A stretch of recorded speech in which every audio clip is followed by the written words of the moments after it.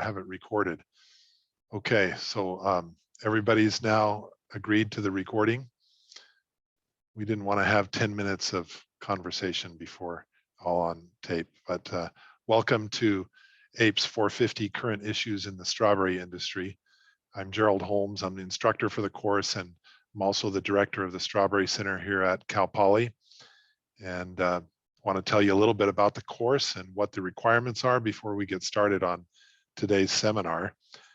This class is designed to give Cal Poly students what is really a unique opportunity in the world, and that is to have a front row seat to one of the most innovative and dynamic agricultural industries in the world, and that's the California strawberry industry. In California, we grow 90% of all the strawberries produced in this country, or close to it, between 85 and 90%, depending on the year. And we do that on, at least this year, 36,500 acres. That number also goes up and down every year. And that's where it's at currently. I think the high water mark was 40,000 acres, and so it's down a little bit from there, but it has been much lower than that as well. So here we are, we're in the middle of this industry. San Luis Obispo is located right in the middle of the Central Coast. 2.5 hours north of us is Watsonville. Salinas, 2.5 hours south of us is Oxnard, Ventura County, and then we have Santa Maria just south of us. And in those three places, that's where all the 36,500 acres are located. So it would be a real crime for a course like this not to be taught at Cal Poly. When the Strawberry Center was first formed, one of the growers in our industry mentioned that he was a Cal Poly graduate, and when he was here, he never even heard the word strawberry in the 4 or 5 years that he was a student. And it's not happening that way anymore with the Strawberry Center here. There's a lot of opportunities to hear about strawberries. How many of you have heard the word strawberry before this class? All right, I think everybody's getting an earful these days about strawberries. So it's changed dramatically. The course is comprised of 5 lectures and a field trip.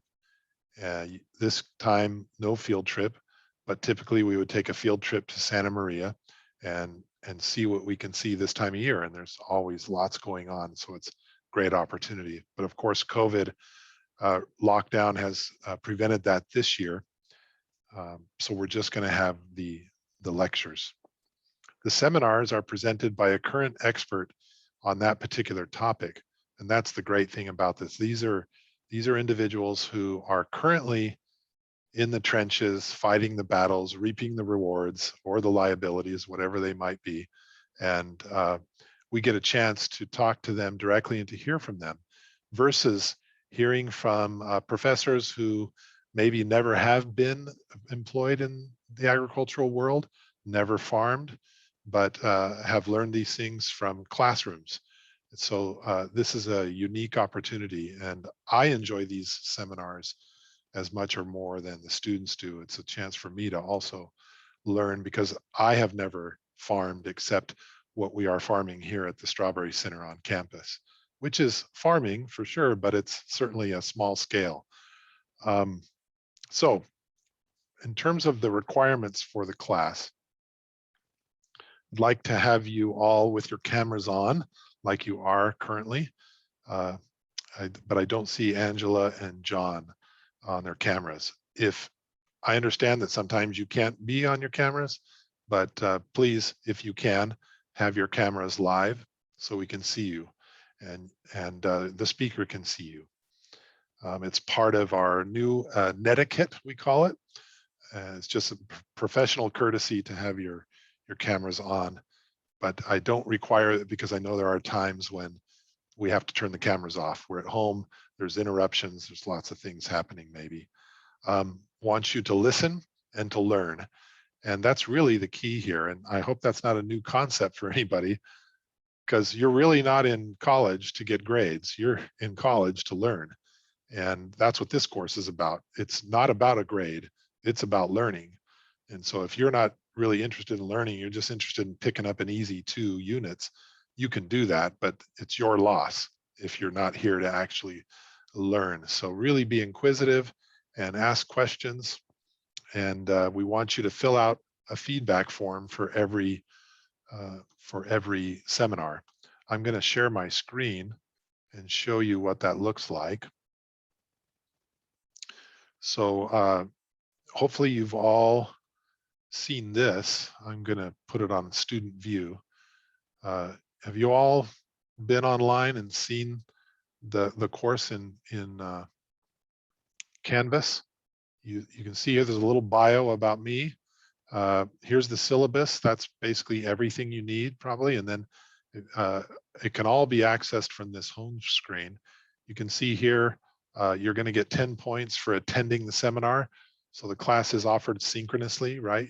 We want you to be here on the days that we have the seminars and be live. When you're done, we want you to fill out this feedback form, and I'll click on that. I'm going to post a little video on how to do this, but since it's me, I'm going to, okay. There's 3 questions and then a general question at the end. And what I want you to do is to just highlight that, cut it, Control C, go down into your text entry box and paste it. So everything was up there is now in this text box, and then you're going to answer the 3 questions. My understanding prior to the seminar, my understanding of the seminar subject is on a scale of 1 to 5. Let's say you don't know much about how to grow strawberries right now, and so you give yourself a 2. And then you come down here after the seminar, my understanding of this subject is on the same scale. Maybe it's increased a little bit. Maybe it's a 3 or a 4 now. Let's say you say it's a 3. The overall rating of this seminar is low would be, it couldn't have gotten any worse, and 5 would be, it couldn't be any better. And so maybe you like the seminar a lot, you give it a 4. You can give it a 4.5. You can give it a 4 3/4, whatever you want to do. There's no scale here. You can have the number anywhere between 0 and 5.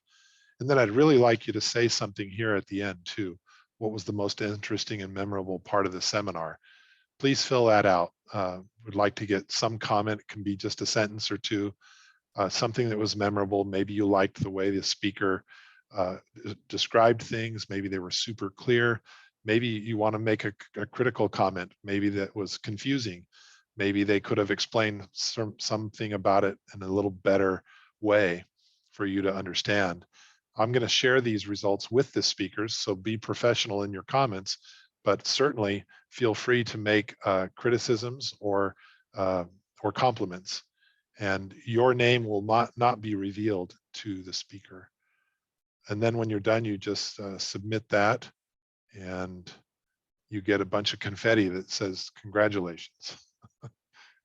So that is the feedback form. You're going to get, let me share my screen again.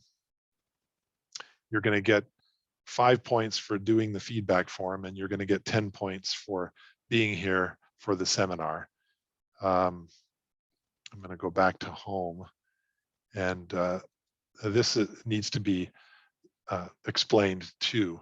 Your attendance and participation. If, let's say you can't make it to one of these seminars, we'll have them recorded. You can watch them later, but you're also going to be required to write a 300-word essay on the seminar topic. So today's topic is growing strawberries in California. And if you happen to miss this seminar, you'd watch it and then you'd write your essay in order to get full credit for it. And this has to be done within 1 week of having the seminar. So by Wednesday of next week, by midnight, that assignment has to be turned in. If it's not, then and you don't have a valid excuse, then you're automatically deducted 10% of your total grade. So the highest grade you can get is a B if you don't do that. But it's really easy to do. So don't let that happen. And I'm sorry to even have to impose these things on you, but I've learned from sad experience that you have to impose some sort of penalty or people won't take it seriously. And by a valid excuse, you really have to have a doctor's note, a letter from a professor saying that you had this conflict, something like that. Okay, so at the very end, there is a 300-word essay. That's the final exam. You're going to choose a topic of your choice. It could be one of the seminars. Typically it is. You're going to, at the final essay, and this is locked for now, but the description of that is in the syllabus. So if you go here to the syllabus, you'll see a description of the final. So write a short essay describing or advocating for a fact-based point of view on any of the topics addressed during the course. And that's going to be literally dozens of topics. So pick one, write a minimum of 300 words about that, explaining your point of view. And it's easy. So everybody gets an A. All you have to do is show up, fill out the speaker form, write a 300-word essay, and you get an A. And there's not too many grades given out that aren't A's. If you don't get an A, you're asleep at the wheel, or you somehow, right? Okay, so any questions from anybody about any of that?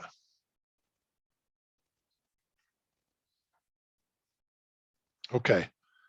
Again, it's not meant to be difficult, just meant for you to come and participate, and you have a great opportunity. So our lineup for this quarter is going to be first Tom Amrine. 2 weeks from now, it'll be Kyle Cobb talking about robotic harvesting. He's with Advanced Farm. On May 5th, we have Hector Gutierrez, who's the current chairman of the board of directors for the Strawberry Commission. He's going to talk to us about how to be a PCA, how to be an effective PCA. Kelly Ivers, who used to be our staff pathologist, plant pathologist here, is now working at Driscoll's. She's going to come back and talk to us about disease identification and management. And then our final speaker will be talking about marketing. And we don't have the speaker yet because the person at Driscoll's who was going to give the presentation has changed jobs.